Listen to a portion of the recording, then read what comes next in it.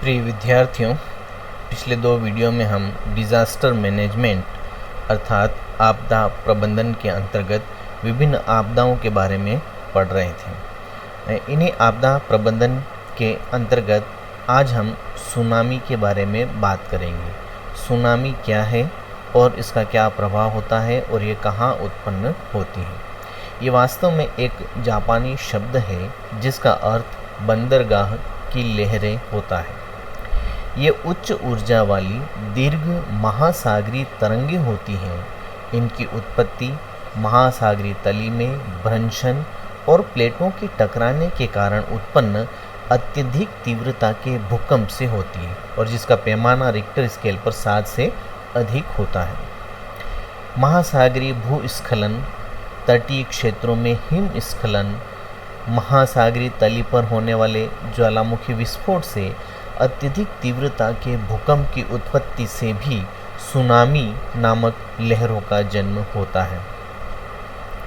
जहां गहरे महासागर में सुनामी की लंबाई सबसे अधिक और तरंग की ऊंचाई कम होती है, वहीं जैसे जैसे सुनामी तटों की ओर अग्रसर होती है, उसकी लंबाई में कमी और तरंगों की ऊंचाई में वृद्धि होती जाती है। इस क्रिया को स्वाइलिंग प्रभाव कहते हैं। बहुत अधिक गहरे सागर में सुनामी की गति सर्वाधिक होती है, जबकि महासागर के तटीय भागों पर न्यूनतम होती है। सुनामी की तरंगें छिछले जल की तरंगें मानी जाती हैं और ये ज्वारीय तरंगों से भिन्न होती है। ये सुनामी के बारे में सामान्य जानकारी थी। एक शब्द है dart, deep ocean assessment and reporting of tsunamis, DART short में इसको डार्ट बोलते हैं। सुनामी का पता लगाने और प्राप्त सूचनाओं को प्रभावित क्षेत्रों तक तुरंत पहुंचाने हेतु यह एक खास तकनीक है। इससे सुनामी से होने वाले प्रभावों और विनाश से पूर्व बचाव का उचित प्रबंधन किया जा सकेगा। इसके 2 मुख्य भाग होते हैं। सुनामीटर, जिसमें समुद्र तल में आए भूकंप की तीव्रता की जानकारी इसी से प्राप्त होती है, और दूसरा है सिग्नलिंग एंड कम्युनिकेटिंग। इससे सुनामी के सभी संभावित क्षेत्रों में खतरे की चेतावनी दी जाती। तो इस तरह से इसके ये 2 भाग हैं। सुनामी की सर्वाधिक उत्पत्ति प्रशांत महासागर में होती है। यही कारण है कि इन क्षेत्रों में सुनामी से सर्वाधिक जनधन की हानि होती है। हिंद महासागर में 26 दिसंबर 2004 को आए भूकंप के कारण शक्तिशाली सुनामी की उत्पत्ति हुई और उससे भारी जनधन की हानि हुई। इसी प्रकार से मार्च 2011 में प्रशांत महासागर के पश्चिमी क्षेत्र में शक्तिशाली सुनामी की उत्पत्ति हुई और इससे जापान में भारी नुकसान पहुंचा। सुनामी महासागर में पैदा होने वाली उच्च लहरें हैं। ये महासागर के तल पर होने वाली किसी भयानक हलचल जैसे भूकंप, ज्वालामुखी आदि के कारण पैदा होती है। अतः ऐसे महासागरीय क्षेत्र जो प्लेटों के सीमांत भागों पर स्थित है, सीमांत भाग का मतलब होता है किनारे, वहाँ से सुनामी लहरें पैदा होती हैं। एवं ऐसे क्षेत्रों के आसपास के तटीय क्षेत्र जैसे द्वीपीय क्षेत्र या महाद्वीपीय क्षेत्र दोनों सुनामी से सबसे अधिक प्रभावित होते हैं। अर्थात तट के निकट जो महाद्वीप या द्वीपीय भाग है, वहाँ सबसे अधिक नुकसान पहुँचता है। भारत में 2007 से भारतीय सुनामी अग्रिम चेतावनी केंद्र कार्य कर रहा है, जो वर्तमान में राष्ट्रीय महासागर सूचना सेवा केंद्र हैदराबाद के अंतर्गत हिंद महासागर क्षेत्र के लिए सुनामी वॉच प्रोवाइडर के रूप में सेवाएं दे रहा है। भारत के सुनामी प्रभावित क्षेत्र कौन कौन से हैं? 26 दिसंबर 2004 को हिंद महासागर में भयानक आपदा के रूप में आई सुनामी लहरें सुमात्रा, इंडोनेशिया में है ये, के पश्चिमी तट के निकट 8.9 रिक्टर के भूकंप के कारण उत्पन्न हुई। अर्थात इतनी तीव्रता का भूकंप वहाँ उत्पन्न हुआ था जिसकी वजह से ये सुनामी आई थी। इससे दक्षिण एशिया के अलावा भारत के अंडमान, निकोबार, तमिलनाडु, पांडिचेरी, केरल, आंध्र के तटीय क्षेत्र बुरी तरह प्रभावित हुए थे। यूरेशियाई प्लेट और इंडो ऑस्ट्रेलियाई प्लेटों के अभिसरण की सीमा पर स्थित जावा ट्रेंच बहुत भूकंप संवेदनशील क्षेत्र है। तमिलनाडु, आंध्र, उड़ीसा तट और साथ ही अंडमान निकोबार द्वीप समूह भी सुनामी प्रवण क्षेत्र है। इसकी सुनामी चेतावनी प्रणाली प्रशांत सागरीय तटीय देशों को सुनामी से सुरक्षा प्रदान करने हेतु 1998 में इसकी स्थापना की गई। सुनामी चेतावनी प्रणाली केंद्रों को अलास्का, हवाई द्वीप और जापान में स्थापित किया गया। तो ये थी सुनामी, जो महासागरीय लहरें हैं और जो वहाँ भूकंप और उसके वजह से तटीय भागों में नुकसान पहुँचता है, उसकी अभी हमने बात की है। अब जो अगली आपदा है उसके बारे में हम बात करते हैं। ये है सूखा। सामान्यतः जल की कमी की स्थिति सूखा कहलाती है, जो अपर्याप्त वर्षा, अत्यधिक वाष्पीकरण, विभिन्न जल स्रोतों जैसे भूजल का अत्यधिक दोहन आदि के कारण उत्पन्न होती है। लंबी समयावधि तक कम वर्षा से मौसम विज्ञान संबंधी सूखे की स्थिति उत्पन्न होती है। मिट्टी में नमी की कमी के कारण फसलें मुरझा जाती हैं, जिसे कृषि सूखा कहते हैं। इसे भूमि आर्द्रता सूखा भी कहा जाता है। जिस क्षेत्र में कुल बोए गए, ये इम्पोर्टेंट लाइन है, आप लोग इसको ध्यान से समझेंगे और ध्यान में रखेंगे। जिस क्षेत्र के कुल बोए गए क्षेत्र का 30% से अधिक भाग सिंचित है, तो उस क्षेत्र को इसमें शामिल नहीं किया जाता। वर्षा के द्वारा जलापूर्ति के बावजूद जलाशयों का जल स्तर नीचे गिर जाए तो यह स्थिति जल विज्ञान संबंधी सूखा कहलाती है। प्राकृतिक पारिस्थितिकी तंत्र में जल की अपर्याप्तता एवं उससे उत्पादकता की कमी और तनाव की स्थिति, जिससे पारिस्थितिकी तंत्र क्षतिग्रस्त होने लगे, उसे पारिस्थितिकी सूखा की स्थिति कहा जाता है। भारत के कुल भौगोलिक क्षेत्र का लगभग 19% भाग और कुल जनसंख्या का 12% भाग प्रत्येक वर्ष सूखा से प्रभावित होता है। भारत में किसी एक ही वर्ष में किसी क्षेत्र में बाढ़ व किसी क्षेत्र में सूखे की स्थितियां एक साथ बन सकती हैं। ये बहुत बड़ी विशेषता यहाँ है, कहीं सूखा तो कहीं बाढ़ की स्थिति होती है। भारत में रेगिस्तान, वृष्टि छाया क्षेत्र की स्थिति, मानसून पर निर्भरता और इसकी अनिश्चितता, अत्यधिक जनसंख्या और उनकी ज़रूरतों हेतु अत्यधिक जल दोहन आदि ऐसे कारक जो सूखे की स्थितियों के लिए जिम्मेदार हैं। सूखे की बारंबारता एवं तीव्रता कई वर्षों के अध्ययन के पश्चात विभिन्न भौगोलिक अध्ययनों में इसे निम्न प्रकार से विभाजित किया गया है। अत्यधिक सूखा प्रवण क्षेत्र कहाँ है? राजस्थान में अरावली के पश्चिमी ओर का मरुस्थलीय क्षेत्र और गुजरात का कच्छ। अधिक सूखा प्रवण क्षेत्र राजस्थान का पूर्वी, एमपी का ज़्यादातर हिस्सा, पश्चिमी घाट का वृष्टि छाया प्रदेश, पूर्वी महाराष्ट्र, तेलंगाना, कर्नाटक पठार, तमिलनाडु का उत्तरी भाग, झारखंड का दक्षिणी भाग और उड़ीसा का आंतरिक भाग, ये सभी भाग अधिक सूखा प्रवण क्षेत्र के अंतर्गत आते हैं। मध्यम सूखा क्षेत्र राजस्थान का उत्तरी, हरियाणा का कुछ भाग, यूपी का दक्षिणी भाग, गुजरात का कच्छ के अलावा शेष भाग, महाराष्ट्र, झारखंड के कुछ क्षेत्र, तमिलनाडु में कोयम्बटूर का पठारी भाग और कर्नाटक का आंतरिक भाग इसमें शामिल है। शेष भारतीय भौगोलिक क्षेत्र या तो कम या फिर नगण्य सूखा प्रभावित क्षेत्र हैं। तो इसको हमने इस तरह से 3 भागों में विभाजित किया। अब हम बात करते हैं सूखा अनावृष्टि प्रवण क्षेत्र कार्यक्रम, ड्राउट प्रोन एरिया प्रोग्राम। ये आपने अक्सर नाम सुना होगा। सूखे की समस्या को हल करने के लिए 1973-74 में यह शुरू हुआ।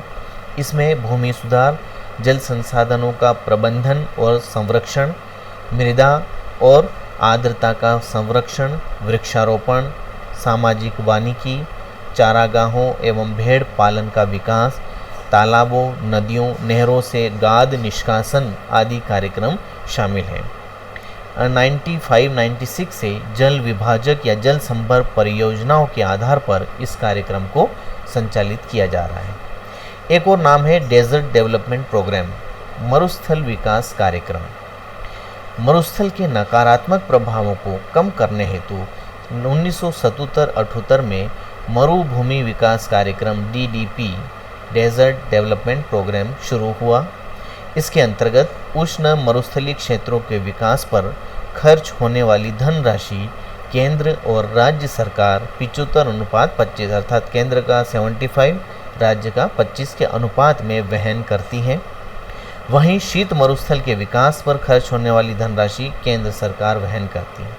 इसके उद्देश्य क्या है? मरुस्थल के प्रसार को रोकना और मरुस्थलीय क्षेत्रों की उत्पादकता बढ़ाना, कृषकों की सहायता कराकर शुष्क भूमि कृषि को प्रोत्साहित करना। शुष्क भूमि कृषि सिंचाई किए बिना ही कृषि करने की तकनीक है। यह उन क्षेत्रों के लिए उपयोगी है जहां बहुत कम वर्षा होती है। इसके अंतर्गत उपलब्ध सीमित नमी को संचित करके बिना सिंचाई के ही फसलें उगाई जाती हैं। प्राकृतिक संसाधनों का इष्टतम उपयोग कर उसका जन साधारण को लाभ पहुंचाना, लोगों को रोजगार के अवसर उपलब्ध करवाकर जीवन स्तर को उच्च बनाना, ये इस मरुस्थल विकास कार्यक्रम के उद्देश्य हैं।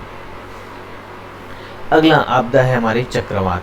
ये क्या होते हैं? निम्न वायुदाब के केंद्र होते हैं जिसके चारों ओर अवस्थित उच्च दाब से निम्न दाब केंद्र की ओर तेजी से हवाएं चक्रीय रूप में प्रवाहित होती हैं और इनके कारण बड़े पैमाने पर जनधन की हानि होती है।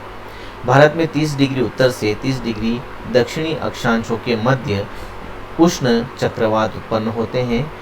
भारत का जो प्रायद्वीपीय क्षेत्र है वो इन अक्षांशों के अंतर्गत शामिल है। भारत हिंद महासागर के उत्तर में स्थित है और प्रायद्वीप के तीनों ओर महासागर हैं, जिसमें पूर्व एवं पश्चिम में बंगाल व अरब सागर, जिससे इन महासागरीय क्षेत्रों में विकसित होने वाले किसी भी चक्रवात का प्रभाव तटीय क्षेत्रों पर पड़ता है।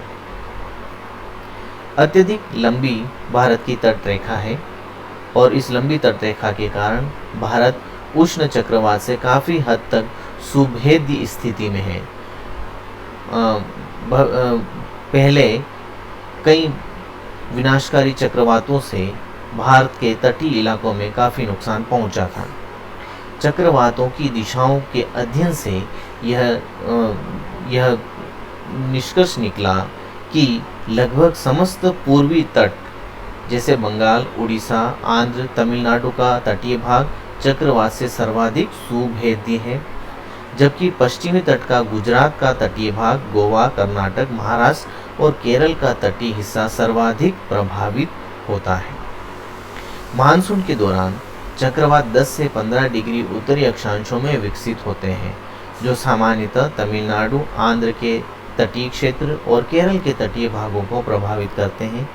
बंगाल की खाड़ी में पैदा होने वाले अधिकतर चक्रवात अक्टूबर-नवंबर माह में 16 से 21 डिग्री उत्तरी अक्षांश के मध्य विकसित होते हैं। बंगाल की खाड़ी की तुलना में अरब सागर में चक्रवाती स्थितियां काफ़ी कम पैदा होती हैं। ये चक्रवात की बात हो गई। बादल प्रस्फुटन, क्लाउड बर्स्ट, बादलों का फटना किसी क्षेत्र विशेष में कुछ किलोमीटर के दायरे में अचानक और आक्रामक रूप से होने वाली मूसलाधार वर्षा को बादल का फटना या बादल प्रस्फुटन कहते हैं। यह बारिश के कुछ समय के लिए ही होती है, लेकिन संबंधित क्षेत्र में बाढ़ की स्थिति उत्पन्न कर देती है। बादल का फटना या प्रस्फुटन में सामान्यतः वर्षा की मात्रा 100 किलोमीटर प्रति घंटा या उससे भी अधिक हो सकती है। बादल प्रस्फुटन की घटना सामान्य रूप से तड़ित झंझा से संबंधित होती है, थंडर स्टॉर्म। ये घटनाएं सामान्य रूप में पर्वतीय क्षेत्रों में होती है। भारत के पर्वतीय राज्यों कश्मीर, हिमाचल, उत्तराखंड, सिक्किम, अरुणाचल आदि इस आपदा से अधिक प्रभावित होते हैं। मजबूत मानसून की दशाओं में मैदानी क्षेत्रों में भी ये घटनाएं होती हैं, जिससे वहाँ जल भराव और बाढ़ की स्थितियाँ बन जाती हैं। अभी तक की जो हमने आपदाएं देखी हैं वे सभी प्राकृतिक आपदाएं थी। अब हम मानव जनित आपदाओं की बात करते हैं। मानव द्वारा आर्थिक और सामरिक विकास हेतु किए गए प्रयासों के दौरान पैदा हुए ऐसे खतरनाक प्रभाव जिसमें मानव का हस्तक्षेप हो, मानव जनित आपदाएं कहलाती हैं। ऊर्जा प्राप्ति, बीमारियों के उन्मूलन में संवेदनशील तत्वों के साथ अनुसंधान, सामरिक सुरक्षा हेतु हथियार बनाना, परीक्षण करना आदि क्रियाओं के कारण पैदा हुए दुष्प्रभाव मानव जनित आपदाओं का रूप ले सकते हैं और इनसे जनधन की क्षति और पर्यावरण संबंधी नुकसान पहुंचता है। अप्रैल 1986 में यूक्रेन के चेर्नोबिल परमाणु दुर्घटना और जापान में मार्च 11 में फुकुशिमा परमाणु दुर्घटना, जिसमें परमाणु ऊर्जा संयंत्र से रेडियो एक्टिव पदार्थों का विशाल स्तर पर निष्कासन हुआ था, बेहद खतरनाक मानवीय आपदाएं मानी जाती हैं। इनके अलावा भोपाल में दिसंबर 1984 में यूनियन कार्बाइड कीटनाशक विनिर्माण संयंत्र से विशाल मात्रा में मिथाइल आइसोसाइनेट गैस का निष्कासन, खाड़ी युद्ध के समय कुवैत के तेल के कुओं में आग लगना आदि विश्व की प्रमुख मानव जनित आपदाएं हैं। इनके अलावा तेल और रसायनों का समुद्री सतह पर फैलाव, बांधों का टूटना, युद्ध, आतंकवादी हमले और जलवायु परिवर्तन मानव जनित आपदा में शामिल किए जाते हैं। इन आपदाओं से बचाव और प्रबंधन के प्रमुख अंतर्राष्ट्रीय प्रयास। तो ये सारी जो मानव जनित और प्राकृतिक आपदाएं हैं, इनसे कैसे मानव को सुरक्षा की जाए, कैसे बचाव किया जाए, इसके लिए कई अंतर्राष्ट्रीय प्रयास हुए, जिसमें प्रमुख हम बात करते हैं। संयुक्त राष्ट्र महासभा द्वारा 1990 के दशक को प्राकृतिक आपदा न्यूनीकरण के लिए अंतर्राष्ट्रीय दशक घोषित किया गया था। न्यूनीकरण मतलब बहुत कम करना, अल्प करना। 94 में जापान में याकोहामा में आपदा न्यूनीकरण हेतु पहला विश्व सम्मेलन और घोषित किया गया अंतर्राष्ट्रीय दशक की मध्य दशकीय समीक्षा हुई और इसमें आपदा प्रबंधन हेतु याकोहामा रणनीति प्रस्तुत की गई। इसी तरह से 1999 में संयुक्त राष्ट्र की आपदा न्यूनीकरण पर अंतर्राष्ट्रीय रणनीति और संयुक्त राष्ट्र सचिवालय के अंतर्गत संबंधित कार्यालय का गठन किया गया। सतत विकास सम्मेलन 2002 में जोहान्सबर्ग में, जापान के कोबे में 2005 में, 2012 में ब्राज़ील के रियो में सम्मेलन हुआ। 2015 में जापान के सेंडई प्रांत में आपदा न्यूनीकरण पर तीसरा विश्व सम्मेलन हुआ। 13 अक्टूबर को आपदा न्यूनीकरण दिवस प्रत्येक वर्ष मनाया जाता है, जिसकी शुरुआत संयुक्त राष्ट्र महासभा द्वारा 1989 में की गई। संयुक्त राष्ट्र सासाकाबा अवार्ड प्रत्येक वर्ष ऐसे व्यक्ति या संस्था को दिया जाता है जिसने आपदा में कमी के संबंध में बेहतर प्रयास किए हों, और इसकी स्थापना 1986 में निप्पॉन फाउंडेशन के संस्थापक और अध्यक्ष रियोइची सासाकावा द्वारा की गई। राष्ट्रीय प्रयासों के अंतर्गत 2001 तक आपदा की कमी और प्रबंधन का दायित्व कृषि मंत्रालय के पास था। 2005 में NDMA राष्ट्रीय आपदा प्रबंध प्राधिकरण का गठन एक कार्यकारी आदेश से किया गया। दिसंबर 2005 में राष्ट्रीय आपदा प्रबंधन अधिनियम पारित किया गया। इसी के अंतर्गत राष्ट्रीय आपदा प्रबंधन प्राधिकरण को प्रधानमंत्री की अध्यक्षता में एक विधीय निकाय बनाया गया। साथ ही इसे राष्ट्रीय, राज्य और जिला स्तरों पर गठित किया गया। राज्य आपदा प्रबंधन प्राधिकरण बहु सदस्यीय निकाय होता है जिसकी अध्यक्षता मुख्यमंत्री करता है। जिला आपदा प्रबंधन प्राधिकरण की अध्यक्षता जिला मजिस्ट्रेट द्वारा की जाती है। समन्वय और अन्य कार्यों हेतु NDMA की सहायता हेतु राष्ट्रीय कार्यकारी समिति है जो गृह सचिव की अध्यक्षता द्वारा काम करती है। वर्ष 2006 में राष्ट्रीय आपदा प्रबंध अधिनियम 2005 के तहत राष्ट्रीय आपदा प्रतिक्रिया बल का गठन किया गया और इसकी 12 बटालियनें अलग अलग क्षेत्रों में कार्य कर रही हैं। 2009 में राष्ट्रीय आपदा प्रबंध प्राधिकरण द्वारा राष्ट्रीय आपदा प्रबंधन नीति का निर्माण किया गया। 2006 में राष्ट्रीय आपदा प्रबंध अधिनियम 2005 के तहत आपदा प्रबंधन पर राष्ट्रीय संस्थान की स्थापना की गई। 2016 में आपदा प्रबंधन पर नई राष्ट्रीय नीति को लागू किया गया और यह नीति सेंडाई फ्रेमवर्क 2015 से 2030, सतत विकास लक्ष्य 15 से 30 और जलवायु परिवर्तन पर पेरिस समझौते दिसंबर 15 के प्रावधानों के साथ तालमेल बनाते हुए जान माल की क्षति को कम करने के साथ ही पर्यावरणीय नुकसान को कम करने और उसकी भरपाई करने पर जोर देती हैं। अब इन सभी से संबंधित जो प्रमुख अनुसंधान संस्थान हैं वो कहाँ कहाँ पर हैं, जैसे भारतीय मौसम विज्ञान दिल्ली, मौसम वेधशाला पुणे, भूवैज्ञानिक सर्वेक्षण कोलकाता, भूभौतिकी अनुसंधान हैदराबाद, आपदा प्रबंध प्रशिक्षण संस्थान महाराष्ट्र के लातूर में, महासागर सूचना सेवा कोर हैदराबाद, राष्ट्रीय वैज्ञानिक प्रलेखन केंद्र दिल्ली, मौसम विज्ञान संस्थान पुणे आदि। ये कुछ संस्थानों के नाम आप ध्यान में रख सकते हैं। तो छात्रों, यह आपदा प्रबंधन का पूरा टॉपिक आज अपना यहाँ समाप्त होता है। अगली क्लास में हम अगले टॉपिक की पर बात करेंगे। तब तक के लिए धन्यवाद। Thank you.